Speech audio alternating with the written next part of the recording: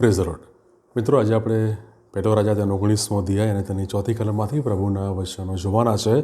વચન આ પ્રમાણે છે: પણ પોતે એક દિવસની મુસાફરી જેટલે દૂર અરણ્યમાં ગયો ને જઈને એક રોતેમ વૃક્ષ નીચે બેઠો. ત્યાં તેણે મોત માંગ્યું અને કહ્યું, હવે તો બસ થયું, હવે તો હે યહોવા મારો જીવ લઈ લો, કેમ કે હું મારા પિતૃઓ કરતાં સારો નથી. આમીન. આ પ્રભુનું વચન છે. પહેલો રાજા 19 અને તેની 4th કલમ. આજના શાસ્ત્ર પાઠમાં આપણે જોઈએ છે કે એલિયા પ્રબોધક એ પોતાનો જીવ બચાવવા એ ત્યાં નાસી જાય છે. અરણ્યમાં ત્યાં નાસી જાય છે.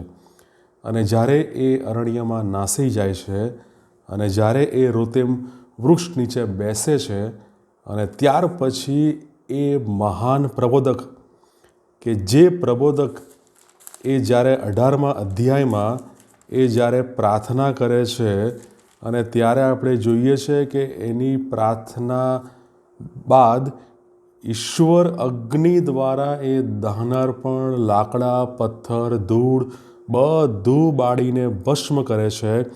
અને એ એલિયા પ્રબોધક કે જેણે એ જે સામે જે વિધર્મી અને સામે જે મૂર્તિ પૂજક જે લોકો હતા એ બધાને એ ત્યાં મારી નાખે છે.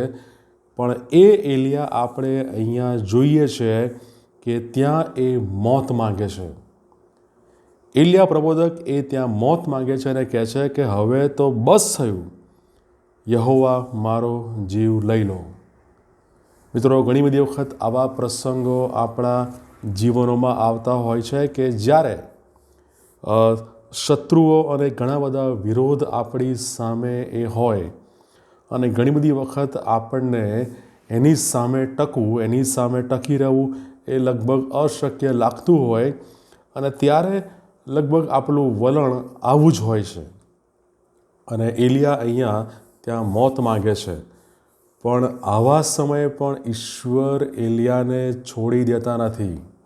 જ્યારે એલિયા મોત માગે છે ત્યારે ઈશ્વર એને હિંમત, સામર્થ્ય, બળ આપે છે.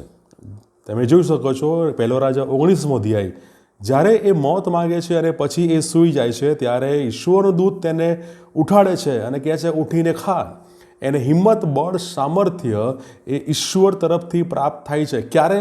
કે જ્યારે એ નાસીપાસ થાય છે, જ્યારે એ હારી જાય છે, થાકી જાય છે, ભાગી જાય છે અને છેલ્લે તો એ મોત માગી લે છે. એવા સમયે ઈશ્વર એને હિંમત, સામર્થ્ય અને બળ પૂરું પાડે છે.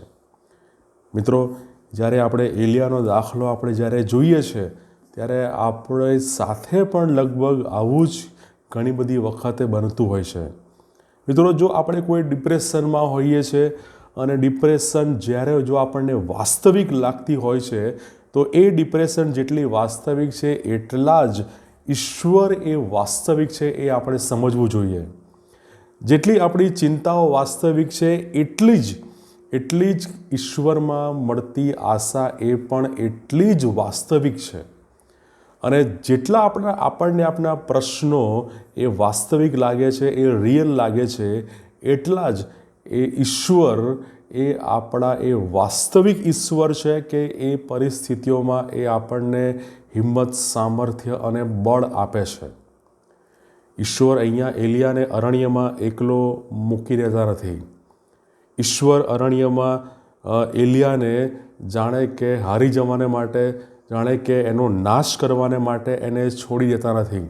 ઈશ્વર એવા સમયે પણ એલિયાની સાથે અને પાસે છે એ આપણે જોઈ શકીએ છીએ. પહેલો રાજા 19મો અધ્યાય. ઈશ્વર એવા સમયે પણ એલિયાને એમનું હિંમત, બળ, સામર્થ્ય પૂરું પાડે છે એ આપણે અહીંયા જોઈ શકીએ છીએ. અને બહુ સરસ વાત એ એલિયાને માટે કહે છે કે તારે લાંબી મજલ કાપવાની છે. તારે લાંબી મજલ કાપવાની છે. મિત્રો, નાસીપાસના સમયો હોય, નિરાશાના સમયો હોય, પણ આજે આપણને ઉત્તેજન મળે છે કે જે ઉત્તેજન ઈશ્વરે એલિયાને આપ્યું કે તારે લાંબી મજલ કાપવાની છે. અને એ જ વાત આજે ઈશ્વર તમને અને મને કહી રહ્યા છે. ઉઠ, તારે લાંબી મજલ કાપવાની છે. પ્રભુ આ વચનો શીખવા સમજો આપણા દરેકની સહાય અને મદદ કરે. God bless you.